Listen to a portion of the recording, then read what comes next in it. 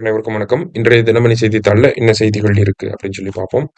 முதல்ல பார்த்தீங்க அப்படின்னா, சென்னை உயர்நீதிமன்ற புதிய தலைமை நீதிபதியாக யார் வந்திருக்காங்க அப்படின்னா, ஸ்ரீவாஸ்தவா அப்படிங்கிறவர் வந்திருக்காரு. சரிங்களா?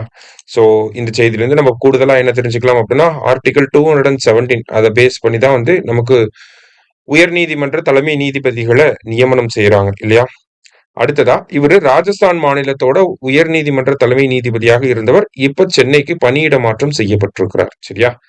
அடுத்ததா பாத்தீங்க அப்படின்னா, கோவா, ஹரியானா, லடாக் போன்ற பகுதிகளுக்கு புதிய ஆளுநர்களை நியமனம் செஞ்சிருக்காங்க மத்திய அரசாங்கம்.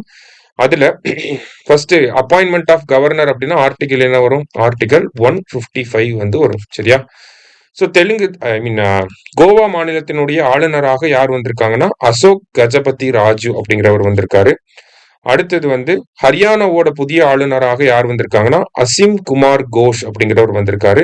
அடுத்தது லடாக்கோட புதிய ஆளுநராக, அதாவது லெப்டினன்ட் கவர்னர் சொல்லுவாங்க, ஓகேங்களா, துணைநிலை ஆளுநர் அப்படின்னு சொல்லுவாங்க. அங்க யார் வந்திருக்காங்க அப்படின்னா, கவிந்தர் குப்தா அப்படிங்கிறவர் வந்திருக்காரு. சரியா? இது ரெண்டும் சின்ன செய்திகள், அதை பார்த்துக்குங்க. அடுத்ததா பாத்தீங்க அப்படின்னா, இன்றைய திருக்குறள் என்ன சொல்லியிருக்காங்க? பொறியின்மை யாருக்கும் பழி என்று அறிவறிந்து ஆழ்வினை இன்மை பழி அப்படின்னு சொல்லி கொடுத்திருக்காங்க. நன்மை விளைவிக்கும் ஊழ் இல்லாதிருத்தல் யாருக்கும் பழி அன்று, அறிய வேண்டியவற்றை அறிந்து முயற்சி செய்யாமல் இருத்தலே பழி அப்படின்னு சொல்லி கொடுத்திருக்காங்க. அதாவது நன்மை விளைவிக்கக்கூடிய விஷயங்கள் உங்ககிட்ட இல்லைனாலும் பரவாயில்ல, தெரிஞ்ச விஷயங்களை பண்ணாம இருக்கிறதா முக்கியமான பழி அப்படின்னு சொல்லி வள்ளுவர் சொல்றார்.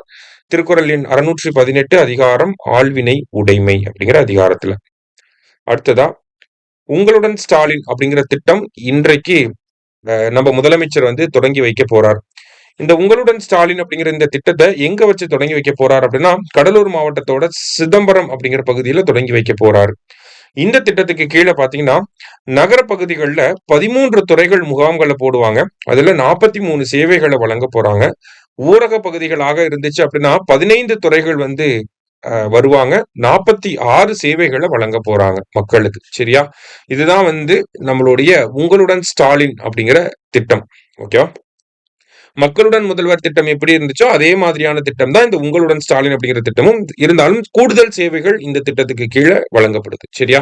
நகரப்புறங்கள்லயும் கிராமப்புறங்கள் 2 இடத்துலயுமே ஒரே டைம்ல தான் லான்ச் பண்றாங்க. ஓகேவா? இது முதல் செய்தி. இதோட தொடர்பு படுத்தி பாக்குறப்ப நமக்கு மக்களுடன் முதல்வர் அப்படிங்கிற திட்டமும் இருக்கு. ஓகேவா? இந்த மக்களுடன் முதல்வர் திட்டம் அப்படிங்கறத பாத்தீங்கன்னா, நமக்கு 2023ஆம் ஆண்டு தொடங்கப்பட்டிருக்கும். முதல் கட்டமா இந்த திட்டம் மக்களுடன் முதல்வர் அப்படிங்கிற திட்டம் 3 கட்டங்களாக நடந்திருக்கும். முதல் கட்டம் அப்படிங்கிறது அர்பன் ரீஜன்ல நடந்திருக்கும். 2வது கட்டம் அப்படிங்கிறது ரூரல் ரீஜன்ல நடந்திருக்கும். 3வது கட்டம் அப்படிங்கிறது நமக்கு தலித் மக்கள் மற்றும் பழங்குடியின மக்கள் வந்து இருக்காங்க இல்லையா, அந்த ஆதிராவிடர் மற்றும் பழங்குடியின மக்கள் இருக்கக்கூடிய பகுதிகளில் 3வது கட்டம் அப்படிங்கிறது ஜனவரி மாதம் தொடங்கப்பட்டிருக்கும். சரியா? இந்த திட்டத்துக்கு கீழே என்ன பண்றாங்கன்னா, அதே மாதிரி முகாம்களை போடுவாங்க. அரசாங்கத்தினுடைய 13 துறைகள் வருவாங்க. அந்த 13 துறைகள்ல நமக்கு ஏதாவது சேவைகள் இருந்துச்சுன்னா நம்ம போய் மனுக்களை கொடுக்கலாம். அந்த மனுக்கள் மீது 30 நாட்களுக்குள்ள தீர்வுகள் வழங்கப்பட்டுச்சு இந்த திட்டத்துக்கு கீழே. சரியா? அது ஒரு விஷயம் கொடுத்திருந்தாங்க. அடுத்ததா முதல்வரின் முகவரி அப்படிங்கிற துறையை பத்தியும் இங்க சொல்லியிருக்காங்க. முதல்வரின் முகவரி துறை அப்படிங்கறத பத்தி கேள்விப்பட்டிருப்போம். அவங்க என்ன பண்றாங்க அப்படிங்கறது பல பேருக்கு நமக்கு தெரியாம இருக்கலாம். முதல்வரின் முகவரி துறை வந்து என்ன பண்றாங்க அப்படின்னா, முதல்வர் வந்து வெளியூர்களுக்கு பயணம் செய்யறாரு. போறப்ப மக்கள் எல்லாருமே வந்து பார்ப்பாங்க, மனுக்களை வந்து கொடுப்பாங்க. அதே மாதிரி 1100 அப்படிங்கிற நம்பருக்கும் கால் பண்ணி நிறைய மனுக்களை வந்து கொடுப்பாங்க. இந்த மாதிரி கிட்டத்தட்ட 1.05 crore மனுக்கள் வந்து பெறப்பட்டிருக்கு. அந்த மாதிரி பெறப்பட்ட மனுக்களுக்கு தீர்வு காணக்கூடிய ஒரு துறை தான் என்ன அப்படின்னு சொல்லி பாத்தீங்கன்னா, முதல்வரின் முகவரி துறை.